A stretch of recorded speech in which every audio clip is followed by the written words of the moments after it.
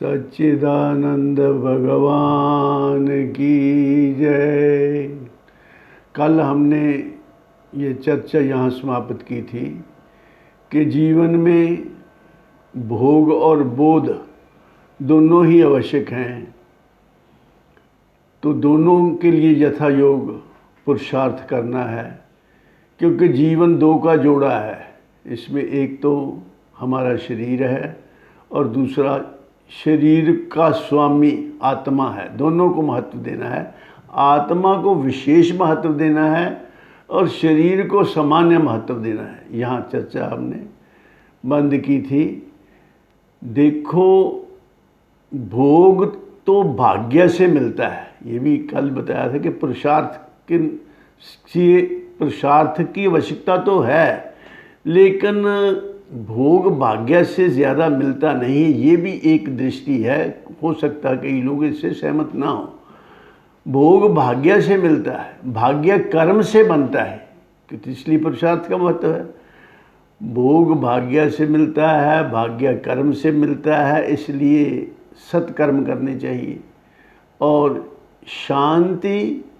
शांति अच्छे विचारों से मिलती है, सद्विचारों से मिलती है। सद्विचार संतों से मिलते हैं। संत मीन्स जो सज्जन पुरुष हैं, उनके पास बैठोगे तो अच्छे विचार मिलेंगे।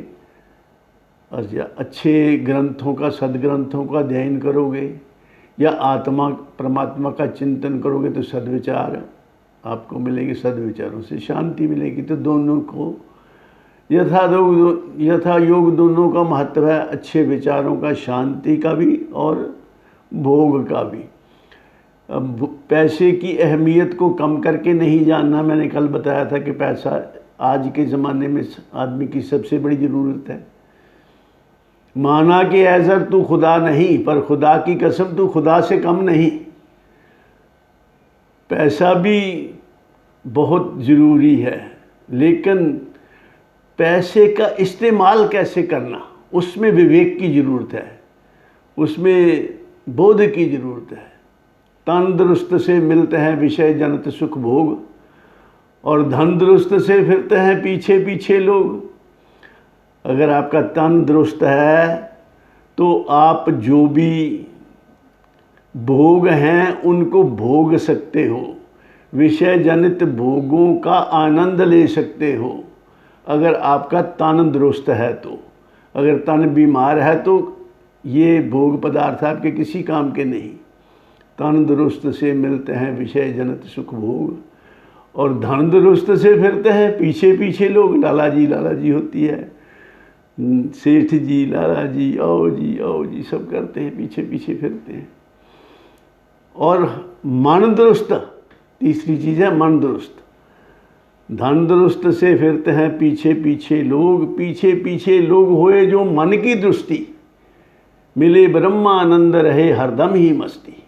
तो सबसे ज़्यादा ज़रूरी तो है कि आपके मन की दृष्टि होनी चाहिए, आपके विचार अच्छे होने चाहिए। अगर मन प्रसन्न है, मन शांत है, तो बाकी सारी चीज़ों का लाभ है। तो इसलिए सभी चीज़ों का यथा योग महत्व है। पैसे का भी है और बोध का भी है। और बोध के लिए विशेष पुरुषार्थ, क्योंकि बोध आप जितना पुरुषार्थ करोगे उतना मिलेगा। और भोग के लिए सामान्य पुरुषार्थ, क्योंकि भोग भाग्य से ज़्यादा नहीं मिलेगा। तो भाग्य भी क्या है? भाग्य भी आपके पहले किए हुए कर्म ही हैं, इसलिए सत्कर्म करने चाहिए। और दोनों चीज़ों का जीवन में बैलेंस मेंटेन करके रखना चाहिए, तभी ही जीवन ठीक चलता है। इस जीवन में भी आप आनंदित रह सकते। इस जीवन में आप देखिए, सबसे ज़्यादा ज़रूरी चीज़ क्या है? जीवन में सबसे ज़्यादा महत्वपूर्ण चीज़ क्या? जरा विचार करें। जीवन में सबसे ज़्यादा महत्वपूर्ण चीज़ जीवन इटसेल्फ है। आप जब आखिरी वक्त किसी का भी आता है तो कहते हैं सिकंदर जब बीमार हो गया, उसका जाने का समय आया दुनिया से, तो उसने बड़े बड़े हकीम इकट्ठे किए कि मुझे कुछ समय और मिल जाए। मैं अपनी सारी दौलत जो कमा के लाया हूँ वो सब देने के लिए तैयार हूँ, मुझे कुछ वक्त और मिल जाए। तो सब ने जवाब दे दिया कि ये हमारे बस की बात नहीं है। जाते जाते कह गए, सब लोग जो हैं ये तो कर सकते हैं कि किसी चीज़ का ट्रीटमेंट तो करते हैं, लेकिन उसकी कोई ये नहीं कह सकता कि किसी की मौत आ जाए तो मैं उसको भी कर सकता हूँ, आगे उसको और समय दे सकता हूँ।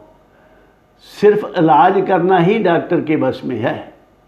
मैं दवा करता तो हूँ लेकिन शफा देता है तू, खाक में अक्सीर के जौहर दिखा देता है तू, तेरी कुदरत से जहर में भी शफा मौजूद है, गर न हो रहमत तेरी अक्सीर भी बेसूद है। परमात्मा की कृपा से ही दवाइयाँ असर करती हैं। जब परमात्मा की कृपा ना हो तो बड़ी से बड़ी अच्छी से अच्छी दवाई भी काम नहीं करती। तो जब आखिरी वक्त आ जाता है, कोई दवाइयाँ, कोई डॉक्टर पास खड़े रहें, कोई कुछ नहीं कर सकते, क्योंकि मौत का कोई इलाज नहीं है। जाते जाते कह गए लुकमान से दाना हकीम, सच कहूँ है दोस्तों मौत की दवा नहीं, मौत की कोई दवा नहीं। इसलिए सबसे ज़्यादा कीमती चीज़ जीवन ही है। सब कुछ देखकर भी जीवन नहीं मिल सकता, और जीवन से ही सब कुछ मिल सकता है। जीवन से सब कुछ मिल सकता है, सब कुछ देख के जीवन नहीं मिल सकता। इसलिए जीवन का सदुपयोग करें। सदुपयोग का मतलब ये कि रुपया पैसा चांदी दौलत इकट्ठी करने में ही जीवन ना चला जाए। जीवन के बियॉन्ड भी, इस तन के बियॉन्ड फिर कोई दुनिया दूसरी भी है जिसमें हमने जाना है। इसको छोड़कर यहाँ जाना है, उसके लिए भी कुछ पुरुषार्थ कर लेना चाहिए।